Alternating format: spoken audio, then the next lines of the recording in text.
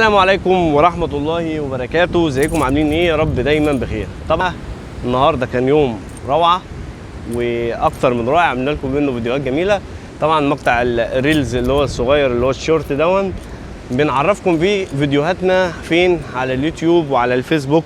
تابعونا هتشوفوا ما شاء الله محتويات كتيرة وجميلة ومميزة. طالما جالك الشورت دون او جالك الريلز ده، خش على القناة شوف الفيديوهات هتعجبكم جدا. كنا النهارده في العريضه، وزي ما انتم شفتوا منظر الطبيعي الجميل ومنظر الصخور الروعه والاكثر من رائع. قدمنا لكم محتوى يمتعكم، محتوى يفيدكم، عرفكم كل المعلومات عن مطروح، اذا كانت اماكن معلومه او غير معلومه. ربنا يحفظكم جميعا ويبارك فيكم، ونشوفكم على خير في فيديوهاتنا الجايه باذن الله. ما تنسوش دعمنا باللايك والشير. اعمل اشتراك في القناة لو انت مش عامل اشتراك. اعمل اشتراكات من عند اصحابك واصدقائك، دلهم على القناة يستفادوا ويستمتعوا. بصوا ما شاء الله منظر البحر عامل ازاي، حاجة اكتر من رائع. اوريكم بس ايه، ادي البحر اهو عند رومل زي ما انتم شايفين كده اهو ناحية البحر المفتوح. تعالوا اوريكم بقى ايه، بصوا المدقات اللي بنمشي فيها والدنيا اللي بنعديها.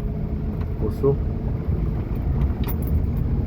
ما شاء الله، يعني حياة الصحراء دي حياة يعني تانية خالص. يا بص، قول لي بتعرفها ازاي؟ هقول لك هي كده هي كده، وفي تفريعات كتيرة بتعدي عليها، فانت دايما خليك فين.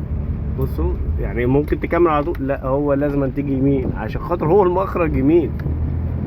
ما هو مش اي تفريعة تمشي فيها وخلاص. وانت داخل كله يمين وانت خارج كله شمال.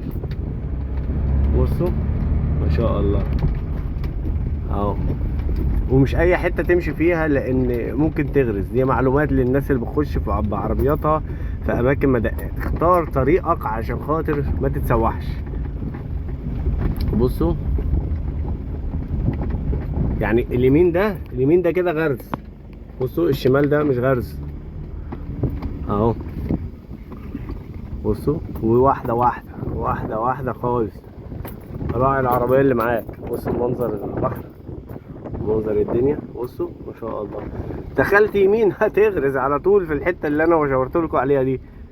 فخليك دايما واحده على العربيه وواحده على الدنيا وانت خارج كده على الهادي جدا جدا جدا. طبعا قدامنا اهو اذاعه وتلفزيون الناحيه الثانيه، وهنتمشى بقى على رومل، خليج رومل شويه ونوريكم الدنيا عامله ازاي.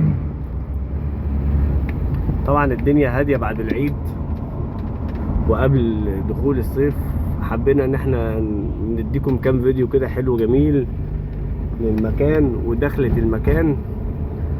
وخلال الفترة اللي احنا قاعدينها هنا دي، انا قاعد فترة صغيرة بس وراجع القاهرة تاني، عايزين نقدم لكم شوية محتويات يقضونا فترة كده، نقعد كل شوية ننزل لكم في محتوى عشان ما ننزل لكمش كل حاجة وتزهقوا مننا مرة واحدة.